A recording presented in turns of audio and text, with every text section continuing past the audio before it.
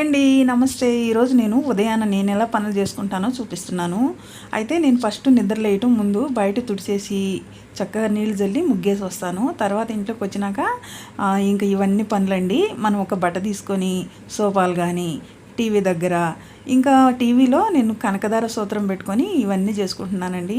ఈ కనకదార సూత్రం రోజుకు వచ్చి 3 సార్లు పెట్టుకొని తింటే చాలా మంచిదంటారు. అందుకని సోఫా సెట్లు కానీ మంచాలు కానీ దుప్పట్లు ఇంకా దిళ్ళు బెడ్షీట్లు ఇవన్నీ కూడా చక్కగా ఈ పాటలు వింటా కూడా చక్కగా పని చేసేసుకోవచ్చు. అన్నీ సదిరేసుకున్నాక అప్పుడు ఇల్లు తుడిచేసుకొని తడిబట్ట పెట్టేసుకుంటే శుభ్రం అయిపోద్ది. తర్వాత స్నానం చేసి వచ్చేసి మనం వంటింట్లోకి వెళ్ళి ఇంకా వంటింట్లో పనులు చేసుకోవచ్చండి.